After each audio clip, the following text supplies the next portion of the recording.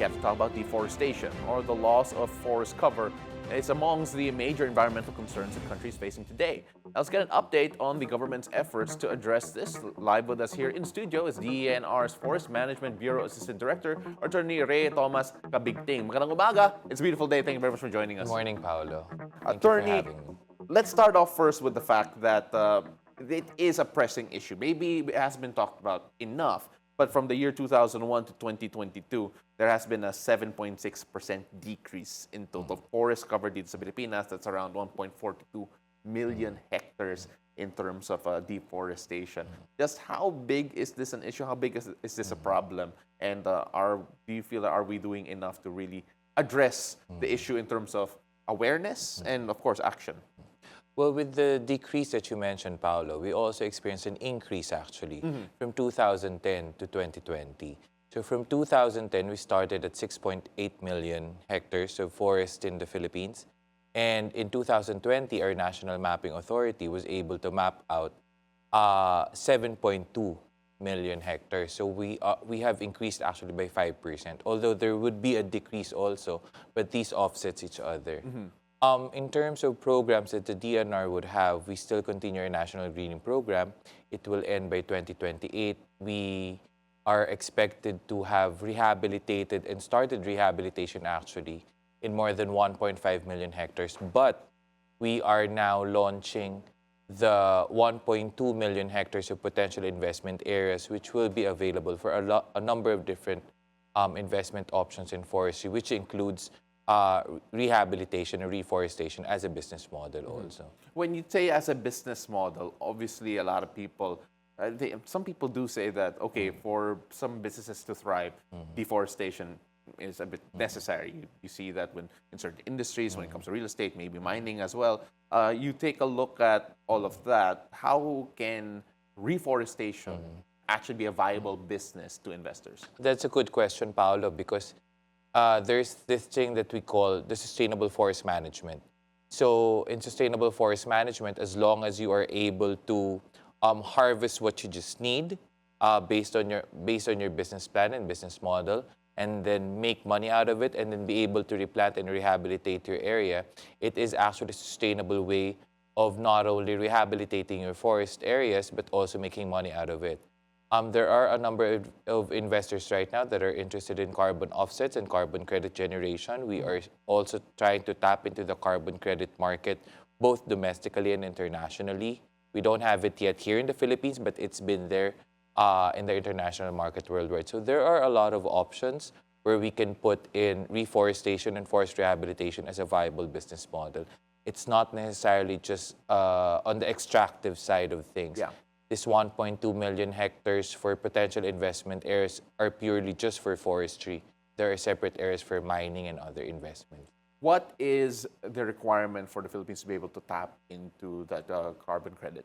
So first of all, we need to have a domestic carbon market, and we need to implement fully the Paris Agreement which we signed in 2015. Just last year in Azerbaijan, in Baku, where the Secretary of Environment and Natural Resources headed the delegation to the Climate Change Conference, a set of rules was already agreed upon by the Conference of Parties on how to implement carbon trading, carbon offsetting between governments. In the Philippines, we are looking at the end of the year to have a viable and a feasible carbon market framework in the country, which would allow everyone, both domestic and foreign investors, to participate in the market and to be able to generate carbon credits here in the country. You mentioned there is a rate of increase as well for reforestation, but of course I want to focus at the moment on the deforestation and in terms of the causes that are there. We were talking a bit off the air a while ago na, well, bilang sa batang 90s, it felt like when I was younger we were talking a lot about the deterioration of forest cover in the Philippines, the fact that percentage-wise it hasn't been going so well. When you take a look at the leading causes of deforestation today in the country, are they still the same as what we've been hearing in the 90s, 80s, and 70s when it comes to businesses, illegal logging, and of course other factors involved in that? Well, not necessarily the same as decades past, no, because in the 70s and in the 60s we were still a timber-producing country, largely producing timber for export abroad. But now that we have been dwindling in that market, one of the main issues right now is migration to the forest lands, meaning people are setting up their communities, their residences in the forest lands, which are not really meant to be converted into living spaces. This puts stress to the forest and to the landscape. Also, we have timber poaching that is still prevalent in the country, which we are trying to address and we are trying to minimize. We have been able to minimize our logging hotspots or where timber poaching is prevalent by some degree. Yeah. But we want to put it down to zero. Siguro finally is mismanagement of the areas and lack of land use plans in most of our areas because people just farm everywhere without considering that this should be maintained as a forest.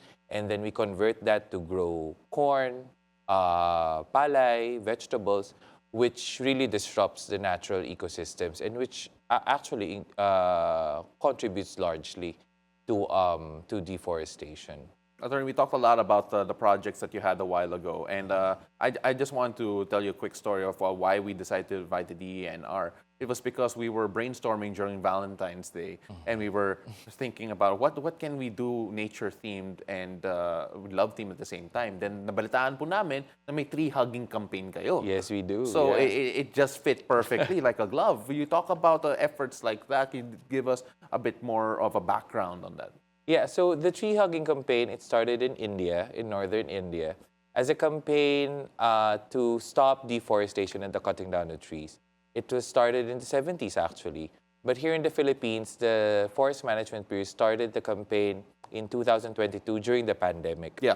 So we thought of a way of how to incorporate advocacy on forest conservation, forest rehabilitation, considering the limitations that we had on mobility at that time. So we had to be isolated.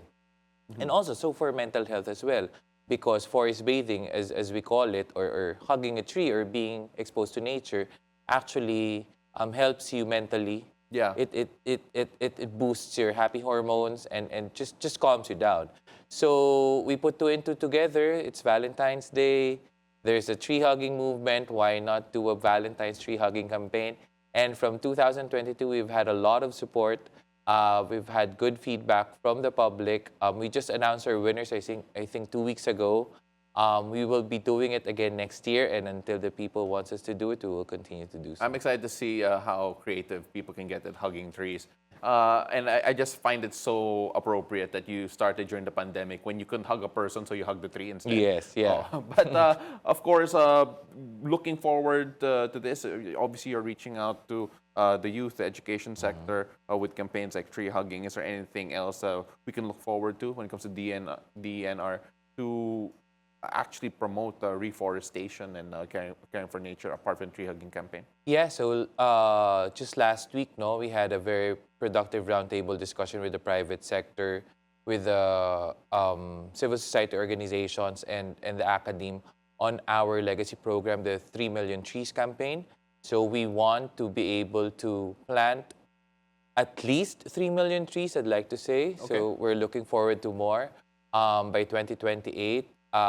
This is not only planting, but growing these trees, sustaining these trees even beyond 2028. This is something that we want to add on to our national greening program. But this is in close partnership and coordination with the private sector. And most of the private sector partners that we have, they've already committed to help us. And this is something that we'll be launching on March 21st during the International Day of Forests, which the DENR and the Forest Management Bureau spearheads in the country. So watch out for those things. And perfect. What areas, sorry? What areas will be reforested? Oh, for the 3 Million Trees campaign, we've chosen 5 provinces: Ilocos Norte, Leyte, Bukidnon, Lanao del Norte, and Rizal.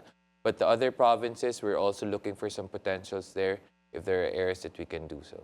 Attorney, we really appreciate the time that you've given and, of course, all the insights. We really appreciate the efforts that you're doing as well. So hopefully we see a greener Philippines moving forward. Thank you so much for joining us. Thank you so much, Paula. Thank you. All right, so that was Attorney Ray Thomas Kabigting of the DENR.